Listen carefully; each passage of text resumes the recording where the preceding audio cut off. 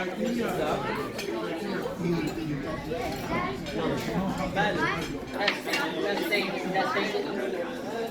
Line up. All right. Testing. 1, 2, 3. Testing. Everyone. Hello.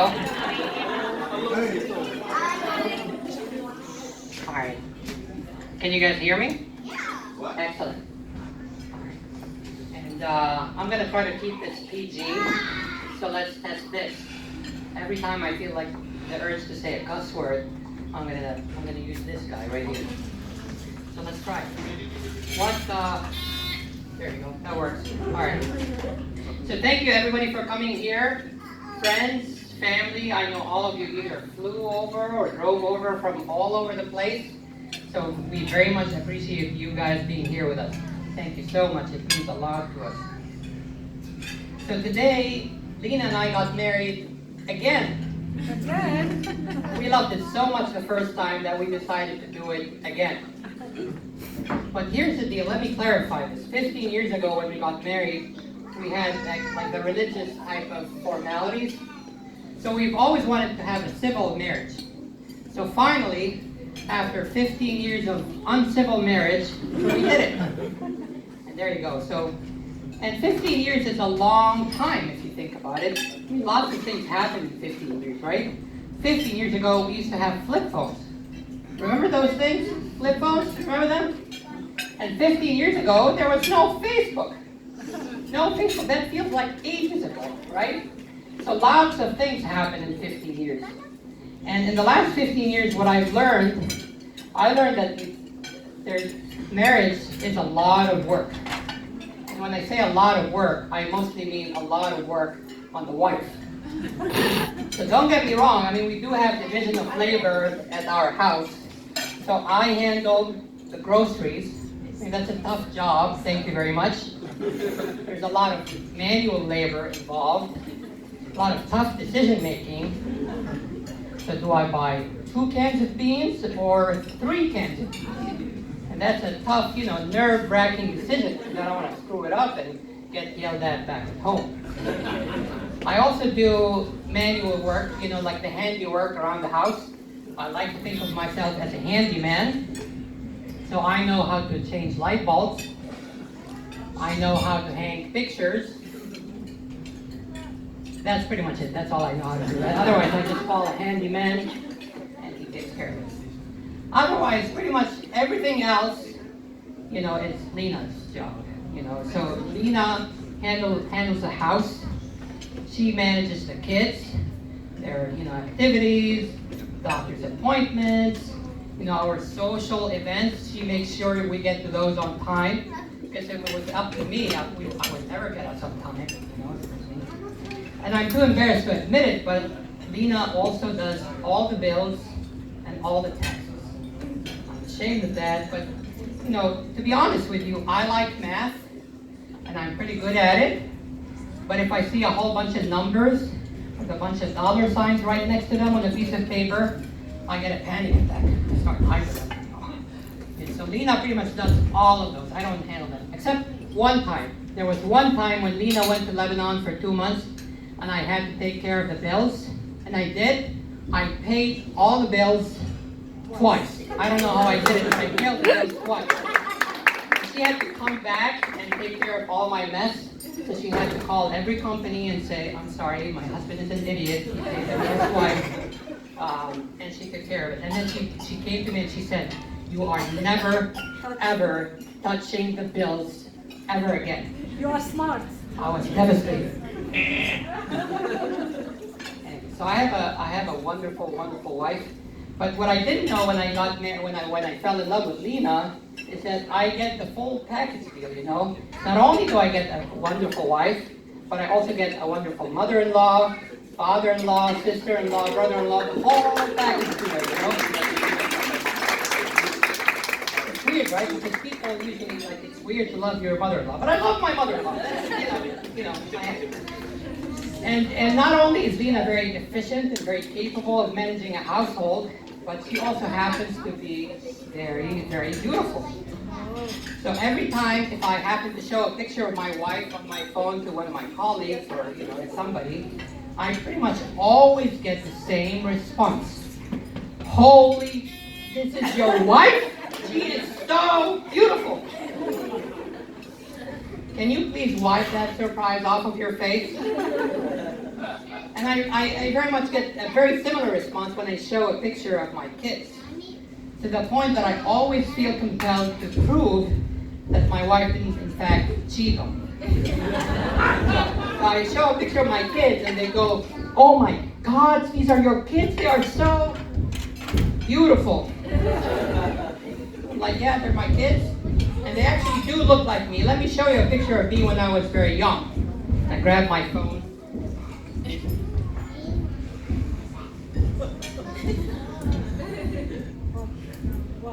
Here, there's a picture of me when I was very young.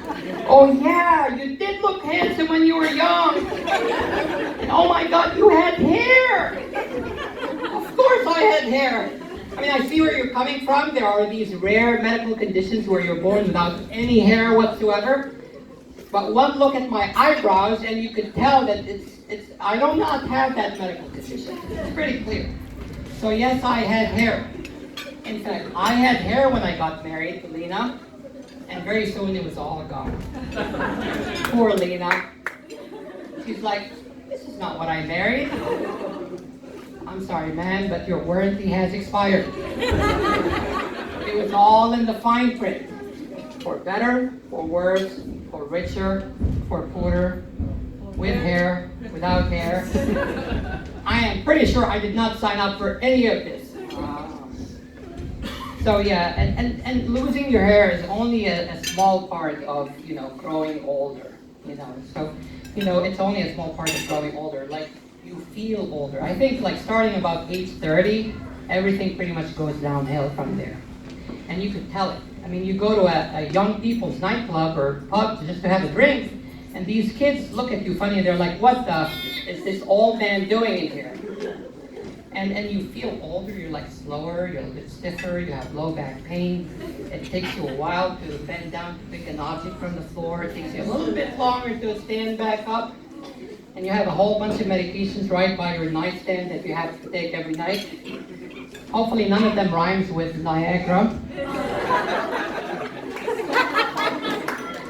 And now I also use a CPAP to go to sleep. And so I used to snore like a lot. And so Lena started investing in these big boxes of earplugs, the best on the market. And she made sure to never run out of those. And I thought things were fine, Until once she told me, last night you snored pretty hard. It's like, I couldn't tell you have earplugs in your ear. She's like, I could feel the vibrations. So now somebody has to invent vibration-canceling earplugs. But that didn't happen. So anyway, so I went and I had a sleep study, I had sleep apnea, and I came back home with this CPAP machine. And you look in the box of the CPAP machine and you see a picture of this guy lying in bed right next to his wife, and he has a CPAP machine on his face. And they both have this big smile on their faces. I'm like, what the are you smiling about? You go to bed with a breathing machine. Like, what's so funny? But pretty soon when I started using it, I actually fell in love with my CPAP machine. In fact, today marks my 4-month anniversary with my CPAP machine. Thank you very much. And Lena actually likes it. Except there's this brief moment in time every night, right before we turn the light off to go to sleep. Lena looks at me to say goodnight, and she finds Darth Vader lying right next to her. And I could just see that look of disappointment on her face. Just a little bit. For better or worse, or better. Anyway, so growing older is hard, I have to admit. And the hardest thing about it is it doesn't come with a manual. There's no manual. There's no manual for anything. There's no manual for getting married. There's no manual for having kids and raising them. And it's challenging to raise kids these days, right? I mean, there's all these devices, these electronics and internet and social media. I mean, it's a big headache, and you feel like Your job is to prevent all these things from chewing up their brains, right? It's a big responsibility. I mean, most days I come back from work and I feel like my kids don't even acknowledge my existence. Like, hi kids!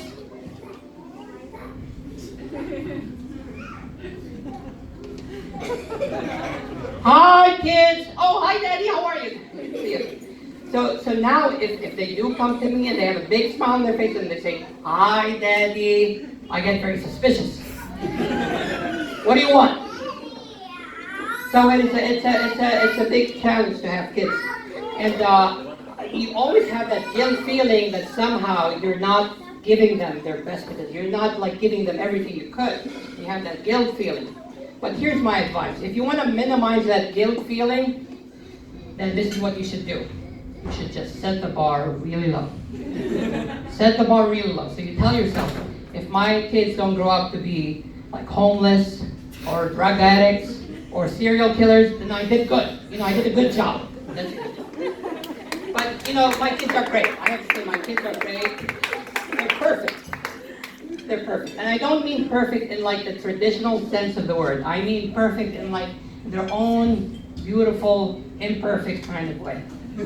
Because ultimately, that's what families are about. A family is just a bunch of flawed, imperfect human beings who love one another and they accept each other's imperfections. Right? I mean, we're all guilty of posting these photos on Facebook of our perfect family, wearing our perfect clothes, standing in our perfect backyard and having these perfect smiles. But that's not real life. Real life is real life, And real life is the stuff that people tend to not talk about as much. So people, for example, talk about their first date, or their first kiss, or their first dance, but they don't talk about their first fart. But I think the first fart is an important landmark moment in the history of the couple, right? It is a liberating moment of truth, right? And usually it's the guy who goes first, right? The guy takes that crucial, brave step towards a more honest relationship. There you go, the ice has been broken now. There you go. And then the ladies follow suit. Eventually, we like to think of women as these very delicate, angelic, perfect creatures. But they fart, everybody does. It takes them a while to admit it, but sooner or later that moment happens. There you go, and now we can start a new chapter in our life without anything to hide, and they lived happily ever after. So, I've been married 15 years now. To be precise, our wedding was July 31, 2003. We just cheated on the date this time, just to have a Saturday, make it more convenient for all of you to come here. But I think starting with our upcoming anniversaries, we're going to stick to July 31st. So mark your calendars. July 31, 2033. We feel ambitious about that one. So we're going to renew our vows at the top of the Himalayas. Mark it. Next, July 31 of 2048. We're going to have our 45th anniversary. We're probably just going to have it at Applebee's or something. And then July 31, 2063 is going to be in one of Cleveland's nursing homes. We just haven't figured out which one yet. So anyway, I hope you all have a good time here and you go out and you explore the area and check out the Niagara Falls. But I'll give you a word of caution, especially those of you who don't have their passports or their green cards. Make sure you do not accidentally cross the border to Canada, okay? Here's why. It turns out it's very easy to cross the border over to Canada. And I'll tell you what happened to us, and this is going to be the last story of the day. So 2 months ago, we came here to check out the hotel and the venue, and we went out for a nice dinner, and after dinner, we decided, we wanted to come back to the hotel. I said, I'm going to do the driving. I'm going to drive. Usually I just do the driving because it's a lot less drama for me, less headache. But this time I insisted. I said, I'm going to do the driving. Lena said, well, at least let me put the address for you in the GPS. I said, no, I got it. She says, make sure you put the same address of the hotel that we came from. I said, I got it. So I Googled 4 Points, Sheraton, Niagara Falls. I mean, how specific can you be? So Google takes me to 4 Points, Sheraton, Niagara Falls, Canada. And I didn't realize it, so I was driving, and then we take this exit, and Lena's like, I don't think this is where we came from. I said, no, don't worry, I got this. And then as we get closer, we start seeing signs in French. And then Lena says, I think we're going to Canada. I think we are going to Canada. But then it's too late because I just can't turn around and go back to it. It's only one way. It's like, drifting towards the waterfalls. And it's like, I can't turn around. What am I going to do? We don't have our green cards. We don't have the kids' passports. We don't have anything. I said, let me go drive over to that nice guy in the booth and talk to him. So I drive over. I said, listen, we came here by accident. We don't have our green cards. We don't have anything. And I just want to turn around and go back. And he's like,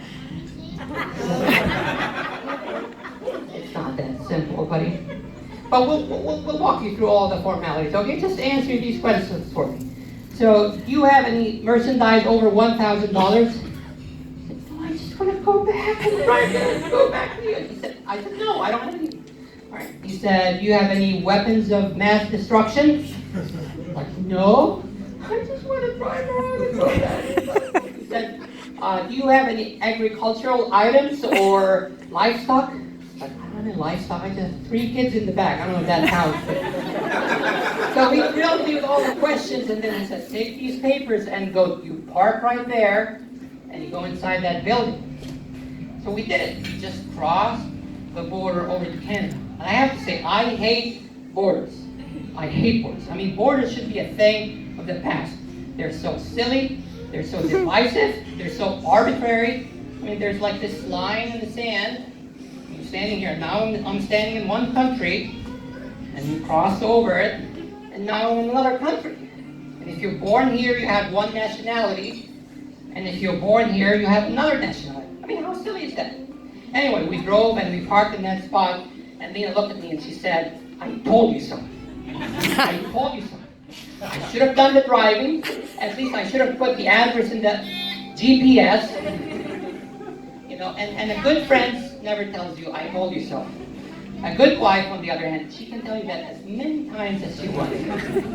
Anyway, so we go inside that building and you see pictures of Justin Trudeau, right? And that's probably the only time in my life that I found myself wishing for pictures of Donald Trump. But